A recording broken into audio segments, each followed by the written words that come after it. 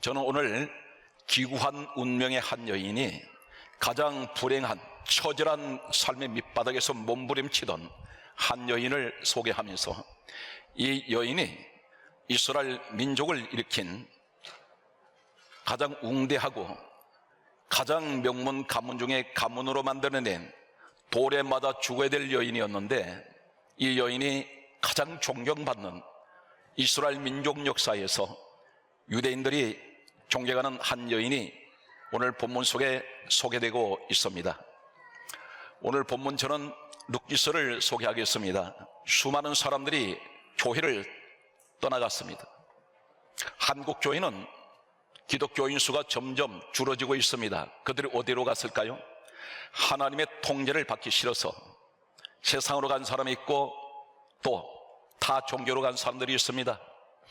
타 종교로 간 이유 중에 하나는 교회에서 강요한, 아니면 교회에서 가르치는 이런 것을 듣지 않아도 우상 앞에 마음대로 절할 수 있고 제사 지낼 수 있고 술 마실 수 있고 담배 피울 수 있으니 세상 것을 엔조이하면서도 적당하게 교회를 다니는 사람들이 있습니다. 반면에 오늘 가장 힘들고 어려운 환경인데도 끝까지 오늘 빌립보서 2장 6절의 근본 하나님 본체 되시는 예수님만 바라보고 달려가는 믿음의 사람들이 있습니다. 주여, 우리 성도가 오늘 이 시대 본문의 주인공이 되게 하여 주옵소서. 오늘 한 사람 한 사람 가정을 통해서 하나님의 명문 가문을 만들어내는 오늘 본문 속의 축복의 주인공이 되게 하여 주옵소서. 이러한 소망을 품고 마치 암탉이 알을 품듯이 그러한 마음을 품으면서 오늘 여러분에게 이 말씀을 저는 간절하게 전합니다.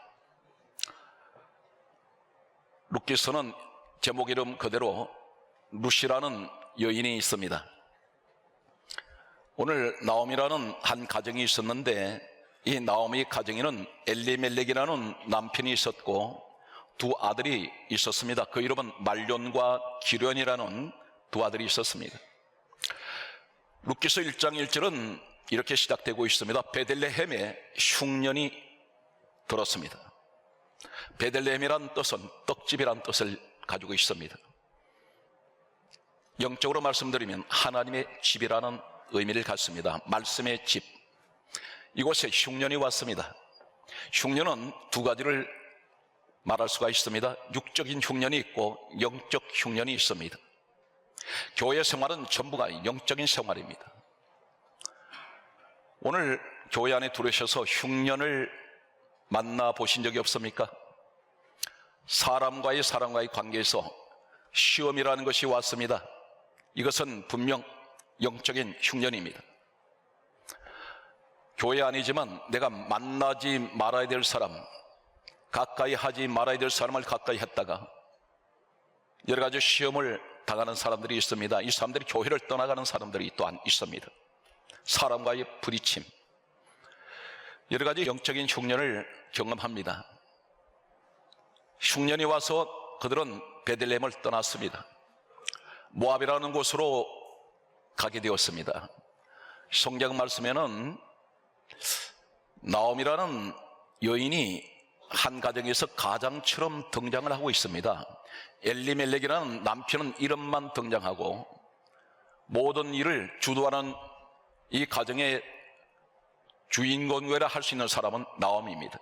이러한 사실로 미뤄봐서 이 나오미, 그 가정의 아내이면서 어머니인 이 나오미가 가정을 주도적으로 이끌어가지 않았는가, 이렇게 생각이 됩니다. 모압이라는 곳은 어떤 곳일까요? 베들레헴에 있던 사람이 모압으로 떠나갔습니다. 모압을 잠깐 소개하겠습니다. 그곳이 어디일까요? 나오미가 선택했던 이 모압, 이곳은 창세기 19장 37절 말씀을 보면 하나님께서는 소돔을 유황불로 태우실 때에 이곳에 살고 있던 롯이라는 사람이 있었습니다. 롯은 황급히 두 딸과 함께 굴 속으로 피신을 했습니다. 굴 속에 피신을 했을 때에 장성한 두 딸이 아버지에게 술을 마시우게 했습니다. 아버지에게 술을 마시우게 했던 이 두 딸은 아버지와 동침을 하게 됩니다. 근친상간을 하게 됩니다. 여기에서 창세기 19장 37절에는 롯과 큰딸 사이에 태어난 아들이 모압이라는 아들입니다. 둘째 딸 몸에서 태어난 아들은 암몬이라는 그러한 아들이 태어났습니다. 이들이 모압 민족의 시조가 되었고 암몬 민족의 시조가 되었습니다. 성경 말씀은 이렇게 말씀하고 있습니다. 신명기 23장 3절 말씀에는 하나님께서는 이 모압과 암몬 사람들을 향해서 하시는 말씀이, 암몬 사람들과 모압 사람은 여호와의 총회에 들어오지 못할 것이요, 이렇게 말씀하셨습니다. 하나님 나라에 들어올 수가 없다고 했습니다. 성경 말씀은 에스겔 25장 11절 말씀을 보게 되면 하나님께서는 이렇게 말씀하고 있습니다. 내가 모압에게 벌을 내리리라, 심판하시겠다고 말씀하셨습니다. 이 모압이라는 곳은 또한 거대한 우상들을 섬기는 곳이었습니다. 믿음 안에 살고 있던 나오미 가정이 흉년을 만나서 그들은 모압을 선택하게 됩니다. 이 모압에 가면 그곳은 하나님이 안 계신 곳입니다. 바로 이 세상이 모압 같은 세상입니다. 하나님께서는 교회 생활에서 시험을 만났습니다. 신앙생활에서 찾아오는 시험을 견디지 못해서 모두가 다 모압으로 이주해가는, 교회를 떠나가는, 하나님의 품을 떠나가 버리는 이러한 많은 사람들이 이 시대에 존재하고 있습니다. 이 나오미 생각에는 흉년을 피해서 가면, 모압 땅에 가면 흉년이 없는 것으로 생각했습니다. 그러나 전혀 예기치 못했던 엄청난 비극이 이 가정에 찾아왔습니다. 성경 말씀은 이렇게 기록하고 있습니다. 모압으로 떠나간 그들은 모압에 정착한 지가 10년이 지난 즈음에 남편 엘리멜렉이 죽었습니다. 그리고 말론과 기럨 두 아들이 모압 여인들과 결혼은 했는데 두 아들이 아버지 뒤를 따라 두 아들이 죽었습니다. 이제 잘 살아보겠다고 생각하고 모압으로 선택해 갔던 나오미는 남편이 세상을 떠났고 두 아들이 세상을 떠남으로 이제 남은 것은 나오미 혼자였습니다. 나이는 들어서 벌써 그에게는 백발이 성성했습니다. 더 이상 자신은 모압에 살아야 된다는, 이곳에 살아야 된다는 존재감을 잃어버렸습니다. 그는 다시 베들레헴으로 돌아가려 했습니다. 이 여인에게는 가진 재산이라고는 한 푼도 없습니다. 베들레헴으로 돌아가도 기다리는 사람이 없습니다. 반겨줄 사람이 없습니다. 이 사람은 이제 대를 이을 수 있는 자식이 없습니다. 이 사람은 결국은 베들레헴으로 돌아가려 할 때에 이 나오미에게 남은 사람이라고는 식구는 두 며느리였습니다. 두 며느리는 모압 여인이었습니다. 두 며느리에게 나오미가 다음 같은 말을 합니다. 나는 이곳에 와서 남편을 잃었고 두 아들을 잃었으니 나는 이제 나이가 많아서 늙었으니 나는 내 고향 베들레헴으로 돌아가려 한다. 그러니 너희들 이제 살던 집으로 돌아가라, 이렇게 말합니다. 두 며느리는 시어머니를 그래도 따라가려고 했습니다. 그러나 나오미 시어머니가 완강하게 두 며느리가 따라오는 것을 거부했습니다. 이때 성경은 이렇게 기록하고 있습니다. 룻기서 1장 15절 말씀을 보면 첫째 며느리인 오르바는 성경은 이상한 말씀을 기록하고 있습니다. 그가 친정으로 돌아갔더라, 이렇게 말씀을 하시면 이해가 될 텐데 그의 다른 섬기던 신들에게로 돌아갔더라, 이렇게 말씀하고 있습니다. 영적인 이야기를 하고 있습니다. 우상으로 돌아갔다는 것입니다. 하나님을 떠나가는 그 사람들 가운데 이 오르바를 소개하고 있습니다. 그런데 둘째 며느리 룻에 관하여 이렇게 기록하고 있습니다. 룻기서 1장 14절은 다음과 같은 말씀을 하고 있습니다. 며느리 룻이 시어머니 나오미를 붙쫓았더라, 이렇게 기록하고 있습니다. 한글에는 붙쫓았더라, 의미를 잘 이해하기가 힘들 것입니다.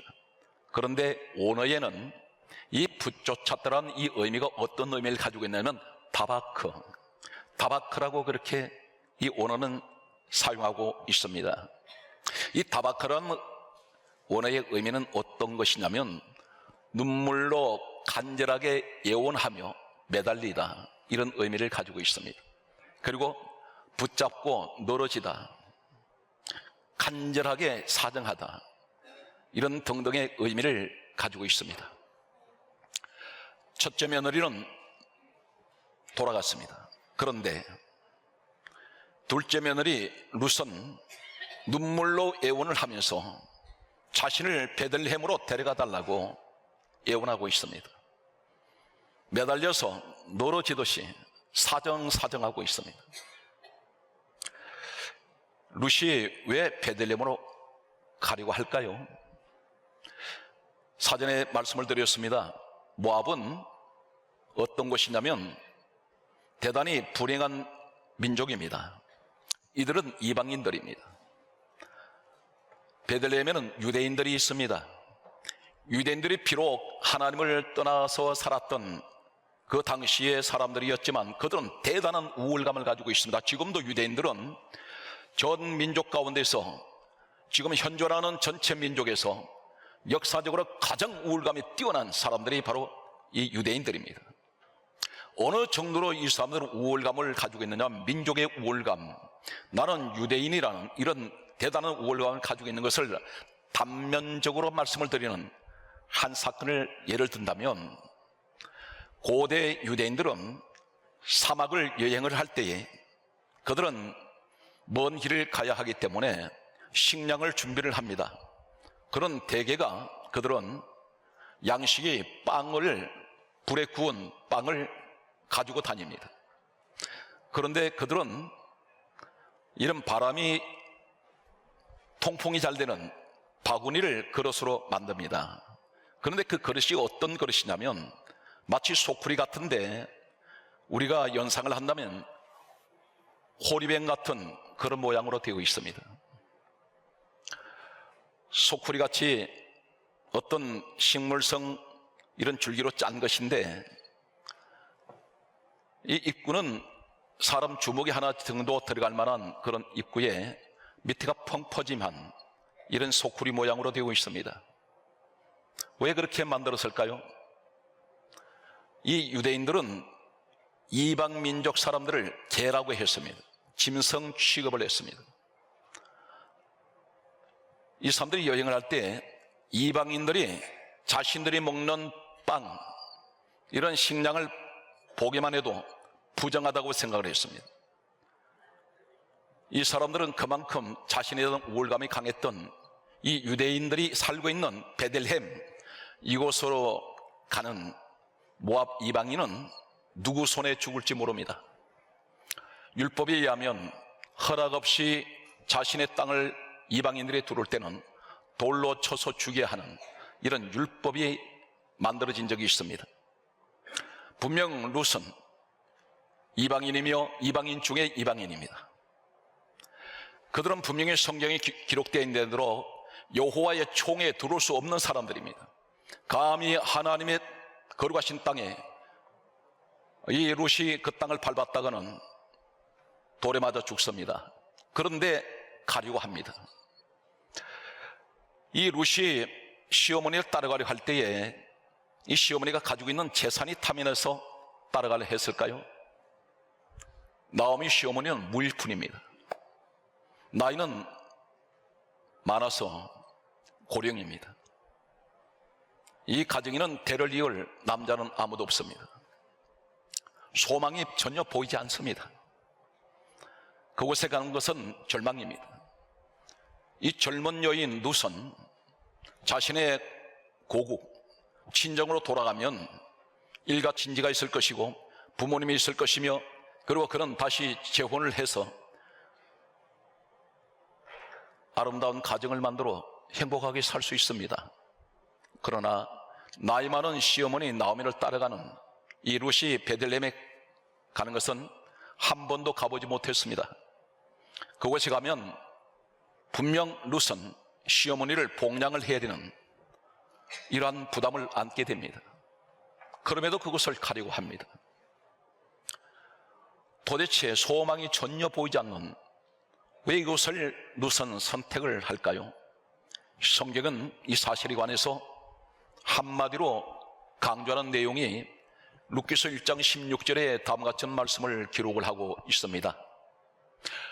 룻의 고백을 소개합니다. 어머니의 하나님이 나의 하나님이 되실 것이요, 이 여인 입에서, 이방 여인 이 여인 입에서, 우상을 섬기던 여인 입에서 고백하기를 나의 하나님이라고 고백하고 있습니다. 룻기 1장 16절에 마지막 내용이 어머니의 하나님은 나의 하나님입니다. 이 하나님이 누구신가요? 빌립보서 2장 6절에 근본 하나님 본체가 예수 그리스도입니다. 히브리서 1장 3절 말씀은 이렇게 말씀하고 있습니다. 우리 예수님을 가리켜서 우리 예수님은 하나님의 영광의 본체가 되십니다. 또 본체의 형상이라고 말씀하고 있습니다. 오늘 복음적으로 말씀드리면 이 룻이 베들레헴을 선택하는 것은, 나는 그 베들레헴을 가는 것은 돈 때문에 가는 것이 아닙니다. 명예 때문에 쫓아가는 것도 아닙니다. 어떤 부귀영화를 쫓아가는 것도 아니고 세상 목적 때문에 가는 것이 아닙니다. 분명 그곳에 가면 내가 많은 고난이 있을 것입니다. 내가 누구 손에 맞아 죽을지 모르는 그런 자리라 할지라도 그곳은 하나님이 계신 곳이고 마음대로 마음껏 예배할 수 있는 곳이며 마음껏 기도할 수 있는 곳이기에 나는 내 신앙의 자유를 찾아갑니다. 모압 땅에서는 하나님을 예배할 수가 없습니다. 오늘 이 여인은 바로 살아있는 순교자입니다.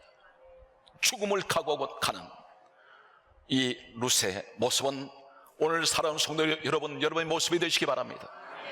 오늘 시대를 살아가는 사람들 가운데는 여러 가지 꿈을 가지고 살아가는 사람들이 있습니다. 그들의 인생의 목표는 다 다릅니다. 각자의 인생의 목표는 자신들이 정할 것입니다. 그러나 돈을 목표로 하는 사람들이 있습니다. 결국 그 돈을 가졌을 때 남는 것은 과연 무엇일까요?